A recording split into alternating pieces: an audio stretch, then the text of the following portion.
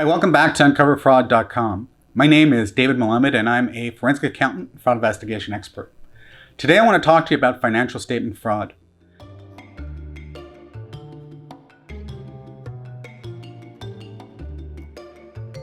Financial statement fraud is when a company's financial accounts, such as their balance sheet or income statement, are altered in such a way to hide their true figures and results. Also known as cooking the books, this type of fraud has led to some of the largest investment scandals in history, including the fall of Enron and WorldCom. According to a study conducted by the Association of Certified Fraud Examiners, or the ACFE, the act of fraudulent financial statement accounts for approximately 10% of incidents concerning white-collar crime. Asset misappropriation and corruption tend to occur at a much greater frequency. However, the financial impact of these crimes is much less severe. The ACFE defines fraud as deception or misrepresentation that an individual or entity makes knowing that the misrepresentation could result in some unauthorized benefit to the individual or the entity or some other party. Greed and work pressure are the most common factors pushing management to deceive investors and creditors. Financial statement fraud can surface in many different forms. Although once deceptive accounting practices are initiated, various systems of manipulation will be utilized to maintain the appearance of sustainability. Common approaches to artificially improving the appearance of the financials include overstating revenues by recording future expected sales, understating expenses through such means as capitalizing operating expenses, inflating assets' net worth by knowingly failing to apply an appropriate depreciation schedule, hiding obligations off of the company's balance sheet, incorrect disclosure of related party transactions, and structured finance deals. Another type of financial statement fraud involves cookie jar accounting practices, a procedure by which a company will understate revenues in one accounting period and maintain them or save them as a reserve for the future period with worse performance. And why do they do this? Well, hiding reserves and spreading them out during down periods removes the appearance of volatility from the operations. Gold mining companies, for example, that identify a projected amount of gold within a certain month, the miners below may actually hide parts of that gold. So, number one, they can get their bonuses the following month. But number two, you'd also see a consistency in how much gold is being mined, meaning that if you were going down to the mines, you would actually be able to find hidden reserves of gold that have already been identified. Financial statement red flags provide a general overview of the warning signs investors should take note of. They do not necessarily indicate a definite or positive occurrence of financial statement fraud, but may signal that further in-depth research and investigation must be conducted to assess the validity of the corporate documents. Different choices would be made by creditors and investors if they were told the truth. The most common financial statement red flags are accounting anomalies such as growing revenues without a corresponding growth in cash flows. Sales are much easier to manipulate than cash flow, but the two should move more or less in tandem over time. Consistent sales growth while established competitors are experiencing periods of weak performance.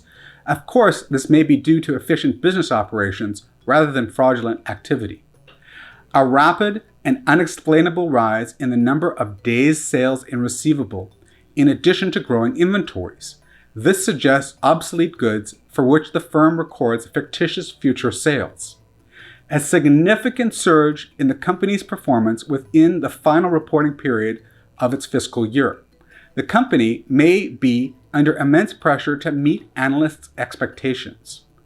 The company maintains consistent gross profit margins while its industry is facing pricing pressure. This can potentially indicate failure to recognize expenses or aggressive revenue recognition. A large buildup of fixed assets and unexpected accumulation of fixed assets can flag the usage of operating expense capitalization rather than expense recognition. Depreciation methods and estimates of assets' useful life that do not correspond to those of the overall industry, an overstated life of an asset will decrease the annual depreciation expense, thereby increasing revenue. A weak system of internal control minimizes the likelihood that financial statement fraud will go unnoticed. Outsized frequency of complex related party or third-party transactions, many of which do not add tangible value, can be used to conceal debt off the balance sheet. If the firm or company is on the brink of breaching their debt covenants, to avoid technical default, management may be forced to fraudulently adjust its leverage ratios. If the auditor was replaced, resulting in a missed accounting period, auditor replacement can signal a dysfunctional relationship, while missed accounting period provides extra time to fix financials. A disproportionate amount of management compensation is derived from bonuses based on short-term targets. This provides incentives to commit fraud. Something just feels off about the corporation's business model, financial statements, or operations. Financial statement fraud detection methods. Spotting red flags can be extremely challenging, as firms that are engaged in fraudulent activities will attempt to portray the image of financial stability and normal business operations. They're out to trick you and the public. Vertical and horizontal financial statement analysis introduces a straightforward approach to fraud detection. Vertical analysis involves taking every item in the income statement as a percentage of revenue and comparing the year-over-year trends that could be a potential flag cause of a problem. A similar approach can also be applied to the balance sheet, using total assets as the comparison benchmark to monitor significant deviations from normal activity. Horizontal analysis implements a similar approach where, rather than having an account serve as the point of reference, financial information is represented as a percentage of the base year's figures. Likewise, unexplainable variations in percentages can serve as a red flag requiring further analysis. Comparative ratio analysis also allows analysts and auditors to spot discrepancies with the firm's financial statements.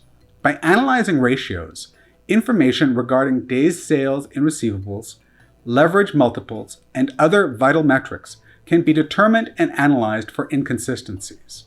Having proper knowledge of the red flags to avoid companies indulging in unscrupulous accounting practices is a useful tool to ensure the safety of your investments. Still, even with laws regulating financial reporting and accounting methods in place to detect this type of illegal activity, bad actors still try to cook the books to hide losses, launder money, or otherwise defraud unsuspecting investors. From my experience, I have seen all types of financial statement fraud, and usually it focuses around revenue recognition, when the revenue should be recognized, early recognition, as well as related party transactions. Hopefully you found this video interesting and exciting. Please don't forget to like it and to subscribe below. To find out more about me and the services we offer, please visit uncoverfraud.com. Again, my name is David Malamed, and I'm a forensic accountant and fraud investigation expert. Thank you so much for watching. I look forward to seeing you again. God bless.